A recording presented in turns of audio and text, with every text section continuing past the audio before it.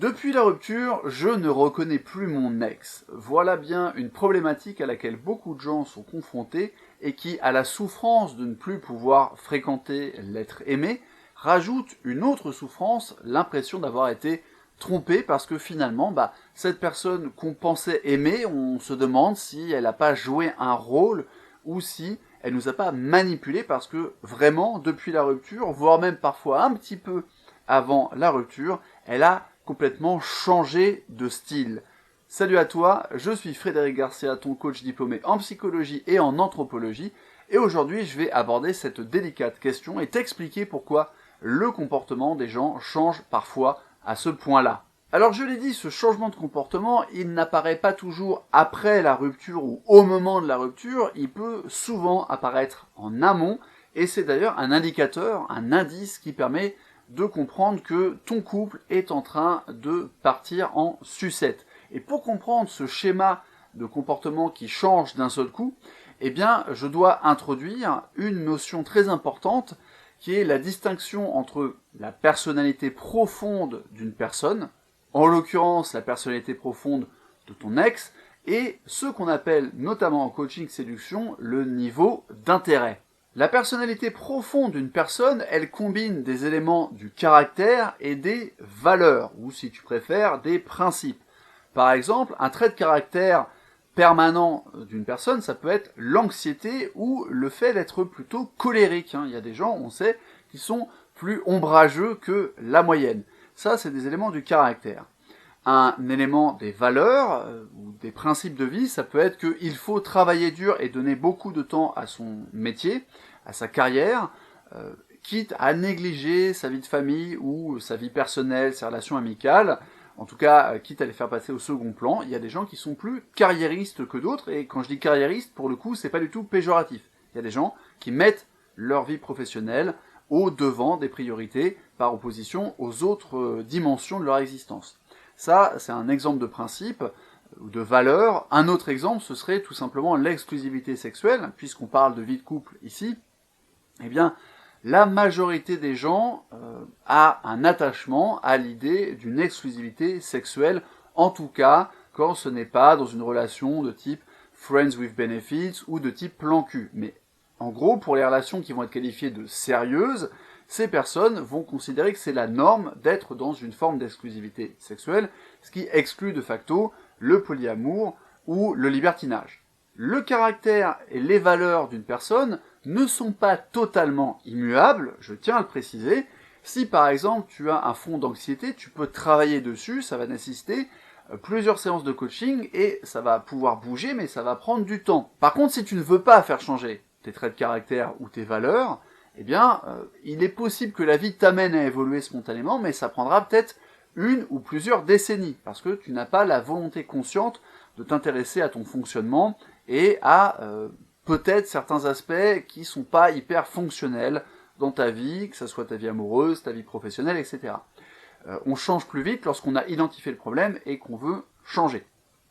Reste que, même si c'est pas totalement immuable, la personnalité d'une personne ne va pas changer du jour au lendemain. Le caractère et les principes de quelqu'un ne changent pas du jour au lendemain. Par contre, son niveau d'intérêt, lui, va changer beaucoup plus vite. Le niveau d'intérêt, qu'est-ce que c'est ? Eh bien, c'est très simplement l'attraction que tu as envers une personne et à quel point tu as envie d'être en couple ou en relation sexuelle avec cette personne.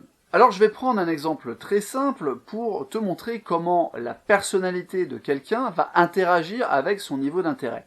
Prenons un de tes cercles relationnels, ça peut être le monde professionnel ou le monde amical, tu prends le cercle qui te paraît le plus propice à notre exemple, et imaginons que dans ce cercle relationnel, il y a une personne à qui tu plais. Mais tu lui plais pas au point qu'elle va se lancer dans une démarche de séduction. Elle va pas spontanément te proposer de dîner à l'extérieur du travail si c'est un collègue, ou de te voir en dehors des soirées si c'est quelqu'un de ton cercle amical. Tu lui plais, donc si tu prends des actions pour construire un jeu de séduction avec cette personne, elle va y être réceptive, et tu pourrais peut-être embrasser cette personne, mettre cette personne dans ton lit, commencer une histoire qui pourrait même devenir une histoire de couple, c'est pas impossible, mais il va falloir que tu fasses le travail pour deux, parce qu'elle est réceptive, cette personne, mais elle n'a pas un niveau d'intérêt très très élevé. Imaginons que dans ce même cercle relationnel, tu es au contraire une personne qui est, allez, elle n'est pas folle de toi, mais quand même, on n'est pas loin de ce niveau-là. La personne, elle a vraiment très très envie de sortir avec toi, que ça soit pour une simple histoire d'attraction sexuelle et sensuelle, ou que ça soit parce qu'elle voit en toi un partenaire de vie, ou quelqu'un avec qui elle pourrait vivre une histoire de 3, 4, 5 ans, voilà, ce qu'on appelle une relation longue. Peu importe les motifs, elle a une très grande attraction envers toi, et un niveau d'intérêt élevé.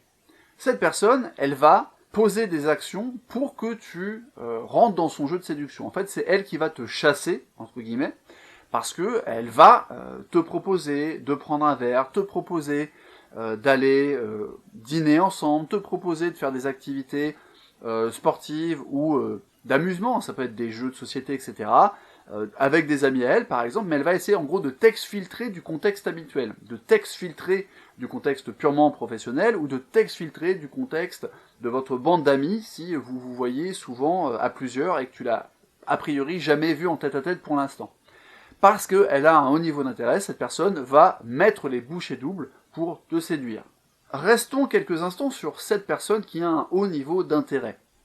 Peut-être que cette personne, elle est anxieuse et timide, mais parce que elle a vraiment très envie de sortir avec toi, elle va sortir de sa coquille, sortir littéralement de sa zone de confort, pour te proposer un rendez-vous.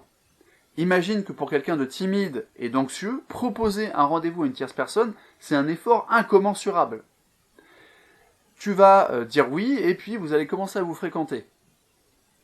Tant que le niveau de ta partenaire va être très élevé, elle va régulièrement aller au-delà de son anxiété et peut-être te proposer des choses pour alimenter votre relation, y compris de proposer des choses un petit peu osées, voilà, des choses qu'elle ne ferait pas toute seule ou qu'elle ne ferait pas si elle n'avait pas envie d'entretenir ton intérêt à toi, d'entretenir la flamme. Même chose avec une partenaire qui aurait pour trait de caractère d'être colérique.